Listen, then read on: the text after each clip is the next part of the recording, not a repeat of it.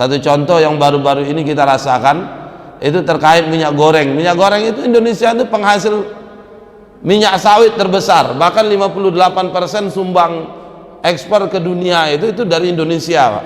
Dari Riau ini, Indonesia secara umum. Tapi kenapa di Indonesia sendiri minyak gorengnya sulit? Ya, minyak goreng itu sulit. Bukan barangnya tidak ada, tapi kalau kita lihat kaji secara fakta ekonominya, itu setidaknya ada dua faktor yang melatar belakangi.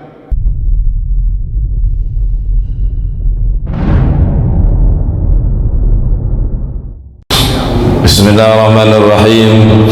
Assalamualaikum warahmatullahi wabarakatuh. Bismillahi ma syaa Allah la yasuqul khaira illa Allah. Bismillahi ma syaa Allah la yasrifu as-su'a illa Allah. Bismillahi ma syaa Allah ma kana min ni'matin fa min Allah. Bismillahi ma syaa Allah la hawla wa la quwwata illa billahil aliyyil azim. Ashhadu an la ilaha illallah wahdahu la syarika lah wa ashhadu anna sayyidana Muhammadan abduhu wa rasuluh allazi la nabiyya wa la rasula ba'dah. Allahumma fassalli wa sallim ala khairil khalqillah Muhammadin ibni Abdillah al-Mustafa Rasulullah sallallahu alaihi wasallam. Amma ba'd.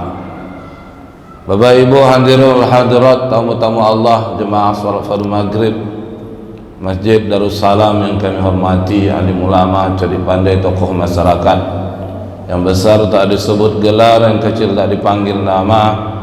Semoga kita semua yang hadir senantiasa Allah limpahkan rahmat dan barakahnya, amin ya rabbal alamin. Bersyukur kita kehadirat Allah dengan lafaz alhamdulillahi rabbil alamin. Hingga detik ini Allah tabaraka wa ta'ala masih melimpahkan rahmat dan barakahnya kepada kita. Allah tabaraka wa ta'ala masih memberikan kesempatan hidup kepada kita hingga tibanya kita di penghujung bulan Sya'ban. Mudah-mudahan doa kita dijabah oleh Allah. Allahumma barik lana fi Rajab wa Sya'ban, agar Allah berkahi kita di bulan Rajab dan Sya'ban. Kini alhamdulillah kita berada di penghujung Sya'ban. Wa balighna Ramadan. Kita bermohon semoga Allah sampaikan kita memasuki bulan suci Ramadan.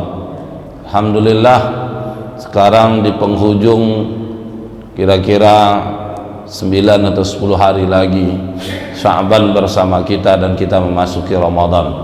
Mudah-mudahan Allah beri kesempatan kepada kita hingga masuk kepada bulan Ramadan, karena Ramadan adalah bulan yang terdapat banyak kebaikan untuk kita semua. Salawat dan salam dikirimkan kehadiran baginda Nabi sallallahu alaihi wasallam bilafzin Allahumma salli ala sayyidina Muhammad wa ala ali sayyidina Muhammad. Assalamu alayka ya Rasulullah. Bapak Ibu yang berbahagia, seperti biasa ba'da maghrib Rabu malam Kamis menjelang waktu Isya masuk, kita sedikit sharing diskusi tentang seputar masalah muamalah maliyah di dalam Islam. Nah, malam ini kami coba bahas seputar masalah ihtikar, penimbunan, yang ini sangat erat kaitannya dengan realitas fakta kondisi kita saat ini, yang mana kalau kita baca, lihat, dan bahkan kita sendiri merasakan, terutama mak-mak. Kalau bapak-bapak tak merasakan, kalau bapak-bapak tak merasakan ini, tahunya bapak-bapak duitnya habis.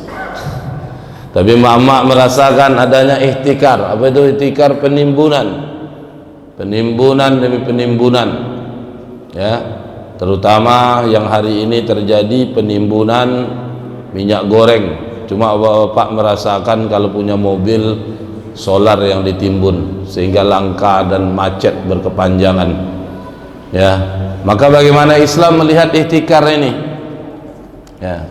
Nah, untuk mengawali bahasan ini kita coba awali pembahasannya dengan mengkaji firman Allah surah ke-16 ayat ke-89, surah An-Nahl. Allah tabaraka wa ta'ala berfirman, a'udzubillahi minasyaitonir rajim, wa nazzalna 'alaikal kitaba tibyanan likulli syai' wa hudan wa rahmah. Di mana Allah tabaraka taala dalam ayat ini jelas, wa nazzalna 'alaikal kitab, dan telah kami turunkan Alkitab, yakni Al-Quran. Al-Quran sebagai masadirul hukum, sebagai sumber hukum, sumber aturan, sumber syariat, yang mana syariat itu adalah mauridul ma'lil istisqa, sumber air yang mengalir, sehingga orang tidak akan bisa hidup tanpa air, yakni syariat, aturan hidup. Maka ketergantungan orang kepada syariat, aturan yang Allah turunkan seperti ketergantungan manusia terhadap air. Orang tidak bisa hidup tanpa air, begitu juga orang tidak bisa hidup tanpa syariat. Kalau orang hidup tanpa air itu akan kesulitan, begitu pula halnya orang hidup tanpa syariat, aturan yang Allah turun, maka akan mengalami kesulitan dan masalah. Makanya ulama mengatakan mauridul ma'lil istisqa, sumber air yang mengalir. Kalau air ini digunakan at-tariqul mustaqim, maka akan senantiasa berada di jalan yang lurus, yakni dinul Islam. Kalau dinul Islam ini selalu hidup dan kita amalkan dalam kehidupan kita, maka dipastikan rahmatan lil alamin. Apa itu rahmatan lil alamin? Darul mafasid jalbil masalih. Darul mafasid, kita tolak berbagai kerusakan, jalbil masalih, menarik yang namanya kemaslahatan dan kebaikan. Makanya Allah tabaraka taala dalam surah ke-16 ini jelas, wa nazzalna 'alaikal kitab, kami turunkan Al-Quran itu, kitab itu, yakni Al-Quran, tibyanan, sebagai solusi, sebagai jalan keluar, sebagai panduan yang akan menjawab semua persoalan, likul tibyanan likulli syai'in, untuk setiap masalah yang dihadapi oleh manusia. Maka dari itu Bapak Ibu, dari ayat ini, ketika kita bahas, kita kaji, kita menemukan ada sebuah kaidah yang dirumuskan oleh para ulama, kaidah syara', di mana syariat itu, kata ulama, asy-syari'atu hiya mu'alijatun li musyakilil insan. Syariat itu adalah asy-syari'ah hiya mu'alijah, ya, solusi, ya, li musyakilil insan, untuk semua masalah yang dihadapi manusia. Nah, artinya apa? Kalau syariat ini diamalkan, aturan yang Allah turunkan itu diterapkan dalam hidup ini, tidak hanya dalam perkara ibadah, tidak hanya dalam perkara hablum minallah, tapi juga hablum minan nafsi dan hablum minan nas, maka dipastikan semua masalah kita akan ketemu solusi. Sebaliknya, mafhum mukhalafahnya, kalau syariat ini tidak kita amalkan, aturan yang lengkap Allah turunkan ini tidak kita terapkan, maka yang terjadi apa? Bukan solusi yang kita dapatkan, tapi masalah yang berkepanjangan. Salah satu masalahnya apa? Ini yang lagi heboh, masalah ihtikar, penimbunan, ya, penimbunan. Kalau kita lihat ibu bapak yang berbahagia, itu terdapat banyak hadis yang telah menjelaskan tentang ihtikar, penimbunan. Misalkan baginda Nabi SAW, itu hadis faqad rawiya fi sahih Muslim, diriwayatkan oleh di dalam sahih Muslim, an Sa'id bin Musayyab an Ma'mar ibnu Abdullah al-Madwi, dari Sa'id bin Musayyab. Ini Sa'id bin Musayyab ini salah seorang ulama tabi'in, ya, di mana ulama hadis, di mana beliau mengatakan anna Nabiy sallallahu alaihi wasallam qala, bahwasanya Nabi sallallahu alaihi wasallam bersabda, la yahtakir illa khati'un, la yahtakir, tidaklah penimbunan kecuali illa khati'un, kecuali penimbunan itu berdosa, ya. Begitu juga Nabi dalam hadis yang lain, waruyal Qasim an Abi Umamah, berkata, nah Rasulullah sallallahu alaihi wasallam, bahwa Nabi sallallahu alaihi wasallam melarang ayyuhtakarat ta'am, melakukan penimbunan terhadap makanan. Ini jelas, Pak. Ini aturan syariat Allah turunkan kepada kita, larangan untuk melakukan ihtikar, penimbunan, sehingga kalau ihtikar ini dilakukan maka akan terjadi kesulitan, berarti syariat itu dilanggar. Begitu juga dalam hadis yang lain, Nabi sallallahu alaihi wasallam bersabda, man ihtakara fahuwa khati'un, siapa yang melakukan penimbunan maka dia telah berdosa. Khati, ya, khati'un. Khati'un itu maknanya adalah dosa. Az-dzunub, berdosa. Jadi orang melakukan penimbunan maka dia telah melakukan tindakan dosa. Artinya tindakan ini mutlak, ibu bapak yang berbahagia, wa yamna'ul ihtikar mutlaqan. Penimbunan itu mutlak dilarang, ya, wa huwa haram syar'an. Larangannya itu haram secara syariat. Apa dasar syariat larangannya? Itu hadis tadi, hadis yang banyak tadi, di mana Nabi melarang tegas. Atau dalam hadis yang tadi yang terakhir kita bacakan, man ihtakara fahuwa khati'un, siapa saja baik laki-laki maupun perempuan yang melakukan penimbunan maka fahuwa khati', maka itu hukumnya dosa. Jadi tindakan penimbunan disamakan dengan perbuatan dosa. Artinya kalau melakukan penimbunan maka dia telah melakukan tindakan berdosa, melanggar ketentuan syariat.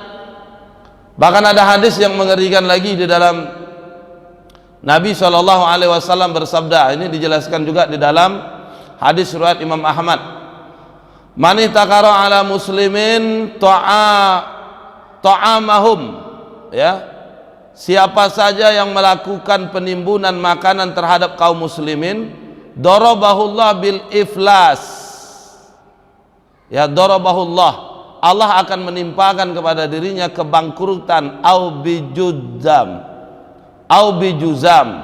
di mana juga Allah akan menimpakan, ya, kusta, ya, kebangkrutan atau kusta kepada dirinya. Nah, ini bentuk larangan, ancaman yang tegas dari nas, dari Nabi SAW di dalam nas itu melarang melakukan tindakan penimbunan. Bahkan kalau kita lihat juga ibu bapak dalam hadis riwayat Imam Abu Daud dan Ahmad, Nabi mengatakan dalam sabdanya, man dakhala fi syai'in min is'aril muslimin, siapa saja yang mempengaruhi harga bahan makanan al muslimin, kaum muslimin, liyughliyahu alaihim kana haqqan 'ala Allah, sehingga menjadi mahal barang yang ditimbun, disulitkan, itu barangnya menjadi mahal, di mana hak Allah untuk menempatkan dirinya ke tempat yang lebih besar di neraka, fi mu'zamin minan nar yaumal qiyamah. Allah menyediakan tempatnya, haknya Allah menempatkan dia nanti di neraka di tempat yang besar di yaumil qiyamah. Ini berupa larangan demi larangan ibu bapak terkait dengan praktek yang namanya penimbunan. Nah, maka dari itu ibu bapak yang berbahagia, sebelum kita jauh membahas apa sebenarnya makna dari yang dimaksud dengan penimbunan, saya coba kutip dalam kitab An-Nizamul Iqtisadi fil Islam ini, di mana penimbunan itu disebut wa jama'u wahtisabahu intizaran li ghala fayabi'ahu bil katsir. Ini mengumpulkan, ya, jama' wahtisabahu intizaril ghala li ghalaihi, di mana dia kumpulkan barang itu, dia tahan barang itu, ya, dia tahan. Kapan barang ini baru dijual? Barang itu dijual ketika, ya, orang ini harganya menjadi mahal. Nah, harganya menjadi mahal li ghalaihi, ya, li ghalaihi. Jadi orang pun menjadi barang yang dia timbun, dia simpan itu menjadi mahal. Nah, ketika mahal barulah dia jual barang tersebut. Sehingga apa yang terjadi ketika tindakan penimbunan ini, ihtikar ini dilakukan, orang masyarakat itu mengalami kesulitan, yablu dan yadik, ya, yadik ala ahlil bilad. Jadi negeri penduduk masyarakat itu mengalami kesulitan dalam memiliki barang tersebut. Maka syarat dikatakan penimbunan kalau itu dikumpulkan oleh orang dan orang lain, masyarakat secara umum sulit untuk mengakses memiliki barang tersebut, maka ini disebut namanya ihtikar, penimbunan. Dan tindakan ini tegas dilarang oleh Allah Subhanahu wa taala dan Rasulullah sallallahu alaihi wasallam sesuai dengan hadis-hadis yang kita sudah sampaikan tadi. Jadi intinya dia tahan barang itu, dia kumpulkan barang tadi. Ketika dia kumpulkan itu tujuannya mengumpulkan apa? Tujuannya untuk mengacau pasar. Nanti barang ini dijual kalau harganya sudah mahal. Ya, dia tahan barang itu, warga masyarakat setempat sulit untuk mengakses memiliki barang tersebut. Makanya syarat dari penimbunan ini, ya, dijadikan syarat penimbunan ini, orang kesulitan memiliki barang itu. Nah, kalau ini terjadi ibu bapak yang berbahagia, maka inilah yang disebut dengan ihtikar atau penimbunan. Nah, inilah yang terjadi hari ini. Betapa kalau kita lihat di negeri ini khususnya, di mana-mana itu orang tua masyarakat kita juga, ya, masyarakat kita terutama ya di negeri ini itu memang mengalami kesulitan. Contohnya Indonesia inilah satu contoh yang baru-baru ini kita rasakan, itu terkait minyak goreng. Minyak goreng itu Indonesia itu penghasil minyak sawit terbesar, bahkan 58% sumbang ekspor ke dunia itu dari Indonesia, Pak. Dari Riau ini, Indonesia secara umum. Tapi kenapa di Indonesia sendiri minyak gorengnya sulit? Ya, minyak goreng itu sulit. Bukan barangnya tidak ada, tapi kalau kita lihat kaji secara fakta ekonominya, itu setidaknya ada dua faktor yang melatar belakangi, dua faktor yang menyebabkan terjadinya kelangkaan. Pertama itu disebabkan karena permainan pasar kartel antara produsen dengan para pengusaha. Yang kedua disebabkan karena negara sendiri membiarkan kepada para produsen ini menetapkan, memainkan harga. Karena dua sebab inilah ibu bapak realitas yang terjadi hari ini. Yang ini semua jelas bertentangan dengan nas yang tadi kita sampaikan, di mana Nabi melarang, ya, melakukan penimbunan. Minyak itu banyak, tapi kenapa minyak itu sulit? Karena dipermainkan oleh para produsen yang memproduksi minyak ini dengan pengusaha tertentu yang dia bermain, sehingga harga minyaknya mahal, minyak pun langka. Yang kedua, kenapa bisa ini terjadi? Karena sungguh negara sendiri membiarkan itu. Masa yang perkara ini tidak tahu? Dari Sabang sampai Merauke ini pasti tahu, Pak. Tapi kenapa ini dibiarkan? Nah, karena memang prinsip dalam kapitalisme, negara itu sebagai fasilitator dan regulator, meregulasi dan memfasilitasi. Difasilitasi siapa yang difasilitasi? Yakni para pengusaha, para kapitalis. Makanya kalau dia bilang cinta dengan, peduli dengan rakyat, wong cilik segala macam, itu hanya slogan doang. Hari ini wong cilik, rakyat ini, masyarakat ini benar-benar menjerit, ya, udah komplit sekarang naik nih, ya, minyak goreng naik, telur naik, apa lagi, gas naik, apa bu? Cabai, emak-emak ini hafal, bapak-bapak kita tahu ngasih ini aja bu. Ya, ini udah komplit pada naik. Padahal barang itu ada di negeri ini banyak. Bahkan menganehkan sekali, aneh sekali Bapak Ibu kalau kita baca kemarin di awal tahun 2022, 4.000 ton negeri kita dikatakan sebagai sumber pemasok minyak dunia, minyak goreng dunia itu lebih 58%, tapi di awal tahun 2022 ini itu 4.000 ton impor minyak. Kok bisa? Ini lagi-lagi permainan. Makanya Allah Subhanahu wa taala tegas melakukan itu. Makanya Allah Tabaraka wa taala tegas dalam hal ini. Pertama diawali bahwasanya Islam tegas melarang yang namanya ihtikar, penimbunan. Yang kedua, di dalam Islam negara itu benar-benar hadir. Negara itu benar-benar hadir dalam mengatur persoalan ekonomi. Negara itu benar-benar hadir dalam menjalani aturan syariat, karena ekonomi Islam, aturan Islam itu menyangkut juga persoalan ekonomi. Makanya kehadiran negara itu benar-benar selalu ada dalam mengatur, mengurusi ekonomi.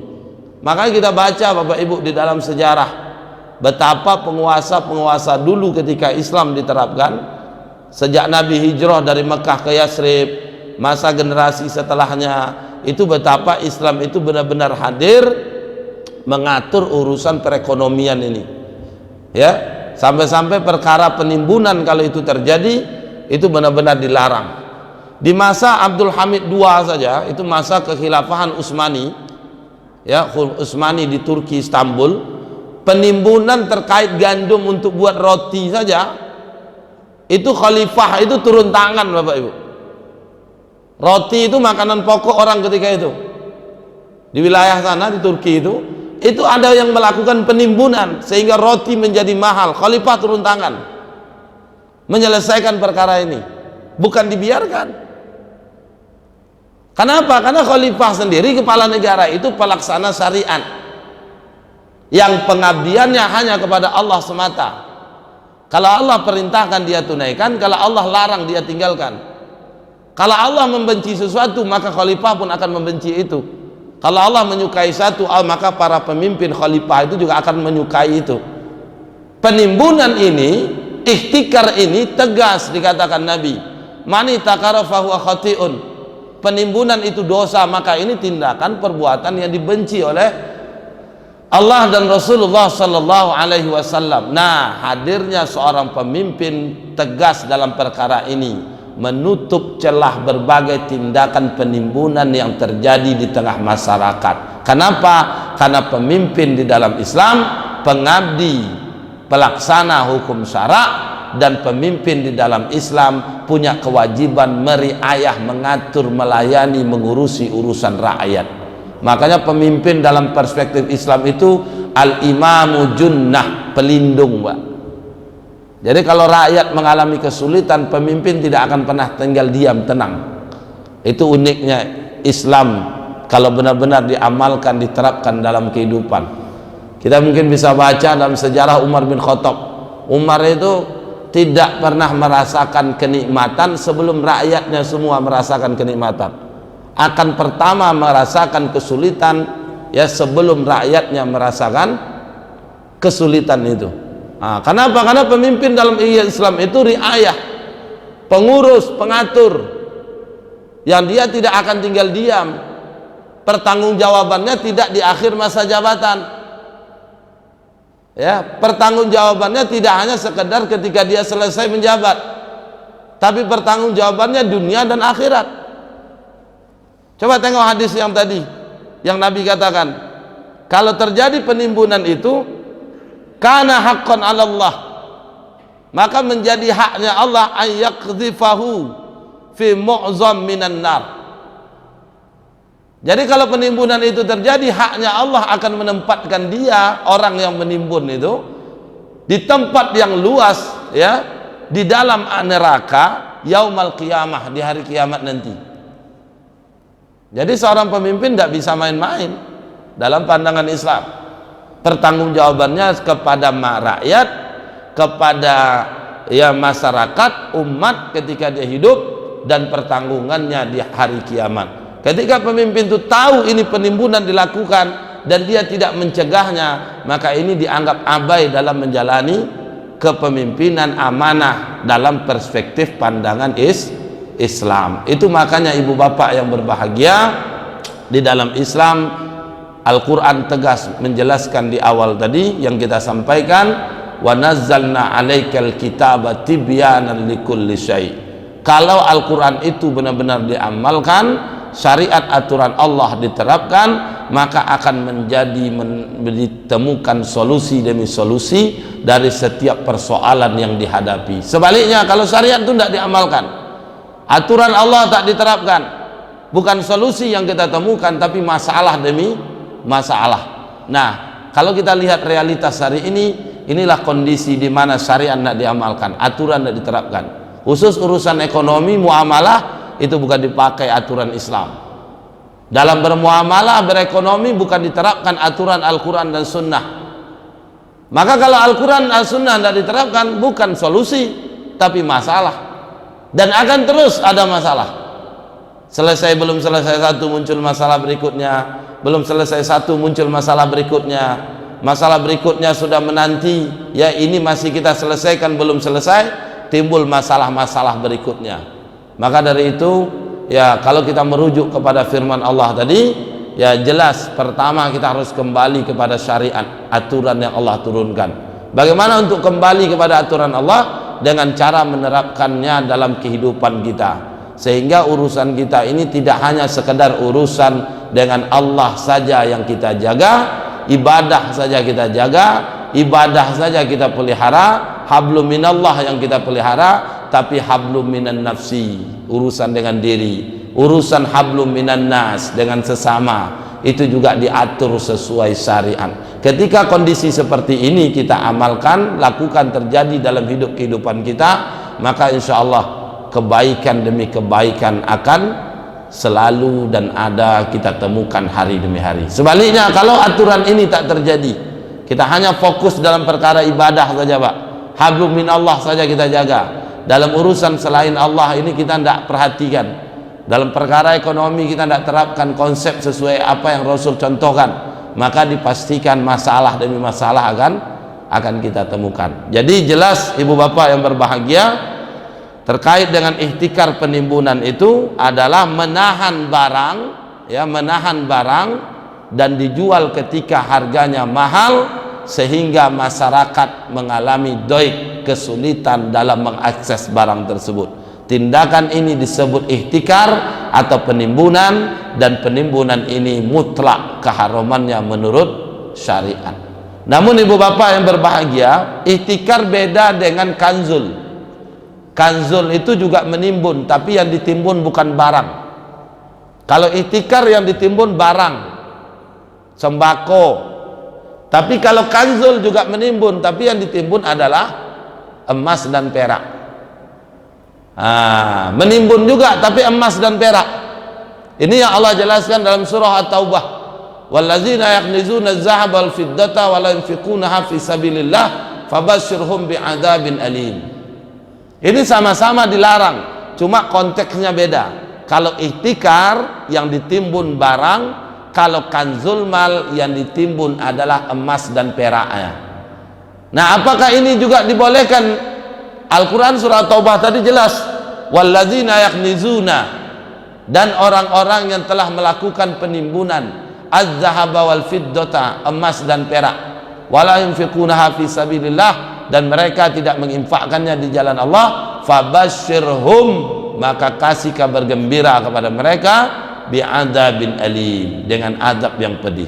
Makanya ibu bapak punya emas, termasuk hari ini berupa uang, yang itu kita simpan di rumah, yang emas itu kita simpan tidak punya tujuan yang jelas, maka ini masuk kategori penimbunan. Maka dari itu kalau punya uang banyak, tidak ada tujuan yang jelas, tidak ada tujuan yang dibenarkan syariat, maka uang tersebut harus dikembangkan ke sektor real. Itu makanya dijadikan modal usaha, dijadikan modal untuk orang yang mau berusaha. Tentunya orang tersebut orang yang amanah, orang yang cakap, artinya mampu mengelola keuangan. Jadi jangan kasih kepada orang yang tak mampu mengelola keuangan, walaupun orangnya dianggap jujur di masyarakat, walaupun orangnya dipercaya di masyarakat, tapi tidak pandai mengelola duit. Dikasih modal kepada mereka akan hilang juga. Tapi orang yang diserahkan itu adalah orang yang punya kemampuan dalam cakap, dalam mengelola keuangan. Dikasih modal kepadanya, dengan begitu meski kita punya harta yang banyak, tidak terkena ancaman dari Allah berupa kanzul mal. Karena kanzul mal itu penimbunan, ya, penimbunan emas dan perak, yakni mata uang, duit kita simpan, tak punya tujuan jelas. Tapi kalau ibu bapak punya duit, disimpan untuk sekolah anak, persiapan anak menikah, persiapan untuk bangun rumah, disimpan duit karena ada tujuan yang Allah benarkan, maka itu tidak masuk menimbun, tidak diancam dalam Al-Quran tadi. Tapi disimpan duit, kenapa? Kan ada orang tertentu punya duit sampai ratusan miliaran, ya duitnya tidak bisa, dia bingung dia. Bahkan duit ini dia simpan di deposito, dia cuma nikmati bunganya tiap bulan. Nah, ini masuk kategori kanzul mal, penimbunan. Penimbunan dalam artian penimbunan emas dan perak. Nah, di sini letak bedanya ibu bapak antara ihtikar dengan kanzul mal. Ihtikar yang ditimbun adalah barang, kanzul mal yang ditimbun adalah emas dan perak atau mata uang. Ini sama-sama mutlak keharamannya, dilarang di dalam syariat. Saya kira demikian. Kalau ada yang mau sharing diskusi ya terkait dengan topik bahasan tentang penimbunan, kami persilakan kepada Bapak Ibu. Silakan. Atau perkara yang lain tentang muamalah, ada yang mau ditanyakan? Mungkin persilakan. Ya.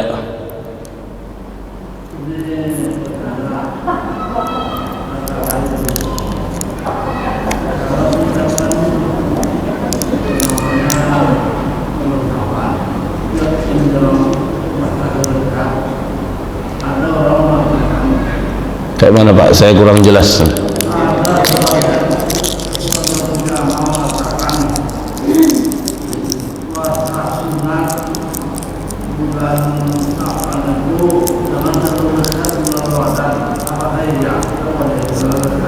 Puasa sunat bulan Sya'ban. Oh iya. Iya. Pertama, terkait dengan puasa sunnah Sya'ban itu ulama memang berbeda. Ada yang hadis, tapi pendapat yang kuat itu mengatakan, kalau kita lihat ya Pak, itu hadis yang benar itu tidak ada anjuran untuk puasa sunnah bulan Sya'ban. Tapi yang ada itu puasa di tengah bulan Sya'ban, yakni puasa Ayyamul Bid. Jadi puasanya kita karena bulan Sya'ban tidak, tapi puasanya kita Ayyamul Bid 3 hari di tiap bulan, itu ya. Nah, terkait dengan pertanyaan apakah tidak boleh puasa terlalu dekat dengan bulan Ramadan. Nah, ini bagi orang yang tak terbiasa puasa. Tapi kalau orang biasa puasa sunnah, misalkan dia rutin Senin Kamis, atau dia sudah berazam untuk puasa Daud karena udah biasa Senin Kamis dia puasa Daud, nah dekat dengan Ramadan juga ada masalah. Kenapa? Karena udah terbiasa ini gitu. Kekhawatiran syariat itu apa? Kekhawatiran itu terbebani dengan puasa. Ini selama hari ini tidak pernah puasa, tiba-tiba pas mau Ramadan baru dia puasa. Kekhawatirannya beban berat dengan sunnah sehingga tidak bersemangat lagi nanti pada saat puasa Ramadan. Nah begitu, itu yang khawatirnya Pak. Tapi kalau bapak biasa Senin Kamis, bapak puasa Senin puasa Daud, sehari puasa sehari tidak, nah dekat dengan Ramadan juga tidak masalah. Kalau kita tengok di kalender ya, kalau kita tengok di kalender ini kalender Pak, bukan berdasarkan ru'yah hilal. Itu Ramadan itu tanggal 1 Ramadan tepat di hari Sabtu. Nah andai kan dia misalkan hari Rabu dia puasa Daud, Rabu dia puasa ya, misalkan hari Sabtu misalkan Jumat dia puasa aja, ada masalah sih niatnya puasa Daud karena dia terbiasa puasa. Tapi kalau kita tidak biasa puasa, jangan lagi puasa. Berat puasa sunat tuh tiba-tiba Ramadan nih, berat kali puasa ini yang khawatir ini. Padahal yang diwajibkan itu adalah puasa Ramadan. Begitu Pak. Nah berarti bukan dilarang mutlak, dilarang bagi orang yang tertentu. Tapi kalau kita biasa rutin ya, ada orang yang rutin Senin Kamis pas, nah nih di hari terakhir sebelum hari Sabtu itu, misalkan di akhir bulan ini kan hari Kamis itu dia puasa, maka boleh Jumat, Sabtu. Sabtu andaikan Ramadan dia mulai puasa Ramadan, tidak apa-apa. Begitu ya, termasuk puasa Sya'ban tadi. Puasa Sya'ban tadi ikhtilaf pada orang. Tapi kalau kita merujuk kepada hadis-hadis yang ada, itu tidak ada anjuran yang tegas untuk melakukan puasa Sya'ban, ya. Yang ada itu puasa di pertengahan bulan Sya'ban terkait dengan Ayyamul Bid, 3 hari di bulan Sya'ban, 15, 16, 17. Itu setiap bulannya, ya, setiap bulannya di bulan-bulan Arab, bulan-bulan Hijriah, tahun Hijriah, Sya'ban atau nanti bulan Syawal, ya, atau nanti bulan-bulan lain. Nah itu, ya, itu dibolehkan kita berpuasa 3 hari setiap bulan, namanya puasa Ayyamul Bid, ya Pak. Iya, 13, 14, 15. Mohon maaf, 13, 14, 15. Ya, Ayyamul Bid. Kan 15-nya sama dengan nisfu Sya'bannya, pertengahannya. Jadi ibu udah puasa, bapak udah puasa sebelumnya, ya kan? 13-nya udah puasa, ya, dan seterusnya gitu. Sampailah ke nisfu Sya'ban 15-nya. Nah, jadi kita puasanya itu karena 3 hari di bulan Hijriah tadi, gitu, gitu Pak. Ada yang lain? Ya, sama-sama Pak. Ya Pak.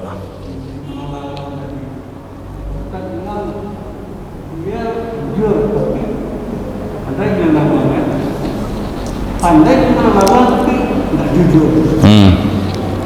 Masalahnya. Ya. Jadi jalan keluarnya apa? Jalan keluarnya jujur, pandai ngelola uang. Itu sama logikanya seperti yang disampaikan kemarin.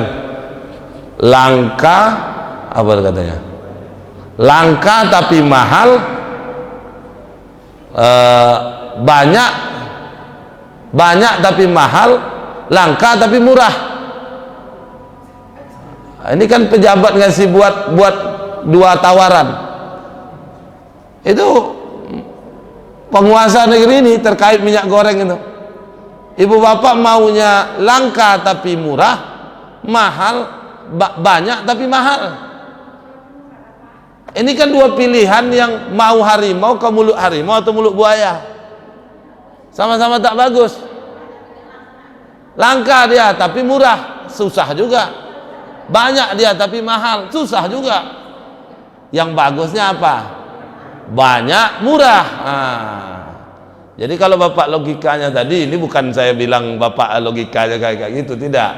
Ya, hari ini kan orang logika gitu. Ya, kalau bapak bilang jujur tak bisa mengelola keuangan, tapi ada yang pandai ngelola keuangan tapi tak jujur. Solusinya mana? Yang jujur pandai ngelola keuangan. Artinya apa? Dalam hal ini kaitan dengan uang yang kita kasih ke orang untuk dikelola. Kalau uang itu diserahkan kepada orang yang inti pertama yang harus kita nilai itu adalah dia mampu mengelola duit. Karena uang yang kita kasih itu, uang itu kan harus berkembang. Kalau dikasih kepada orang yang tak mampu mengelola keuangan, maka uang ini akan bermasalah, akan habis. Maka patokan pertama si fulan yang menerima yang kita serahkan uang adalah orang yang mampu mengelola keuangan. Tentu yang dia jelas jujur, gitu loh. Jujur ini tidak perlu lagi dijadikan alasan. Kalau hari ini sulit Pak, mencari sudahlah tak jujur, tak pandai ngelola duit. Tapi kalau bercakap pandai. Abu? Ya, saya kira begitu Pak. Jadi yang solusinya apa? Dia pandai ngelola uang dan dia amanah. Nah, hari ini kenapa sulit untuk mencari orang yang amanah? Karena amanah itu ibu bapak, kalau ibu bapak menggambarkan sebatang pohon, amanah itu seperti buah. Pohon itu kalau kita bagi ada 3, ada bagian akar pertama, yang kedua bagian batang, ranting, daun, yang ketiga bagiannya buah. 3 bagian. Ulama membagi seperti itu. Apa dimaknai dengan akar? Itulah akidah. Apa dimaknai batang, ranting dan daun? Itulah syariat, aturan yang Allah turunkan. Apa yang dimaknai dengan buah? Itulah ridho atau rahmatnya Allah. Maka kalau hari ini orang akhlaknya susah, jujurnya itu susah, sulit mencari orang yang jujur, maka itu bukan sesuatu yang Mengherankan, sesuatu yang sudah lazim. Kenapa? Karena mengharapkan buah tanpa batang, mengharapkan jujur tanpa syariat. Itu hal yang mustahil. Itu sama halnya mengharapkan anak tanpa nikah. Kalaupun ada anak, berarti anak ini bermasalah. Sama hari ini orang mengharapkan jujur, orang mengharap dipercaya, mengharapkan akhlak orang bagus, ya, sopan santun. Coba tengok hari ini, itu akhlak memang jauh luar biasa, ya, dari apa yang kita harapkan. Kenapa? Karena syariat tak diamalkan. Kenapa syariat tidak diamalkan? Berharap batang tumbuh tanpa akar itu mustahil. Maka perlu akar yang kokoh, menopang pohon yang menjulang tinggi. Dengan begitu akan menghasilkan buah yang bagus. Kalau ini sudah terjadi, insya Allah, ya, akhlak yang mulia itu di mana-mana kita tengok, kita lihat. Ini hari ini mohon maaf, ya, tampilan luar biasa tapi penipu kadang. Kan banyak nggak gitu? Banyak, Bapak. Itu kemarin tuh ada teman saya, luar biasa, orang tuanya ketipu, pakai dasi, pakai mobil, bentuknya baik menolong, rupanya dihipnotis orang tuanya. Coba bayangkan. Nah, itu terjadi di sekitar kita ini. Terjadi, Pak. Bentuknya mau menolong, membantu, diantar, ternyata dihipnotis, orang tuanya diturunkan di jalan, barang-barang yang dibawa diambil. Nah, itu terjadi. Mudah-mudahan ya kondisi seperti ini segera berlalu, dan itu sebenarnya akan berlalu bila mana kita kembali kepada Islam dengan menerapkan syariat dalam kehidupan. Saya kira demikian, Bapak Ibu. Terima kasih atas segala perhatian, mohon maaf atas segala kurangan.